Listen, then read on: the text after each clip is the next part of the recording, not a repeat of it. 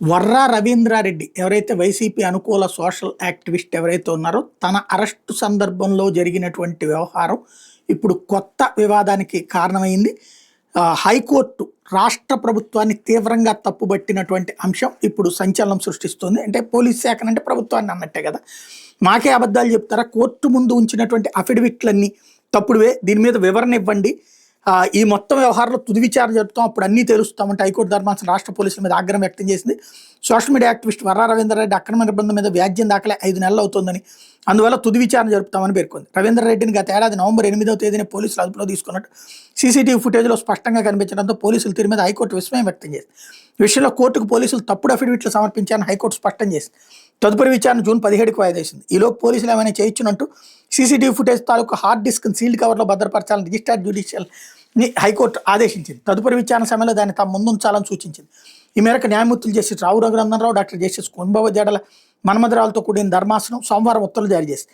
వర్రా రవీంద్రారెడ్డి అక్రమ నిర్బంధంపై ఆయన భార్య కళ్యాణి గతంలో హైకోర్టులో హెబియస్ కార్పస్ పిటిషన్ దాఖలు చేయడం, తన భర్తను పోలీసులు నవంబర్ 8వ తేదీనే అదుపులోకి తీసుకుని 2 రోజుల తర్వాత అరెస్ట్ చూపారని హైకోర్టుకు నివేదించారు. పుల్లూరు టోల్ ప్లాజా వద్ద సీసీటీవీ ఫుటేజ్ను భద్రపరిచేలా ఆదేశాలు ఇవ్వాలని కోరారు. వ్యాజ్యం మీద విచారణ జరిపిన జస్టిస్ రఘునందనరావు ధర్మాసనం పుల్లూరు టోల్ ప్లాజా వద్ద దగ్గర ఉన్న సీసీటీవీ ఫుటేజ్ని తమ ముందుంచాలని జాతీయ రహదారుల సంస్థను ఆదేశించింది.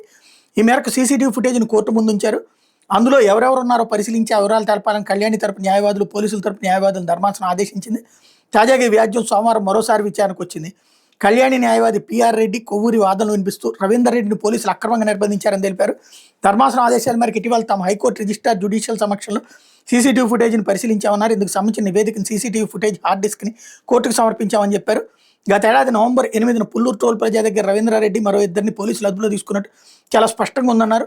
పోలీసులు మాత్రం 11 అరెస్ట్ చూపారన్నారు. పోలీసుల తరపున ప్రభుత్వ సహాయ న్యాయవాది వాదిస్తూ సీసీటీవీ ఫుటేజ్ పరిశీలన కోసం పోలీసుల తరపున తాను హాజరైనని చెప్పారు. ఫుటేజ్కి సంబంధించిన పూర్తి వివరాలను పోలీసులతో మాట్లాడిన తర్వాత కోర్టు ముందు ఉంచుతానని చెప్పారు. ఇందుకు కొంత సమయం ఇవ్వాలని కోరారు. వేసవి సెలవుల తర్వాత విచారణ జరపాలని కోరారు.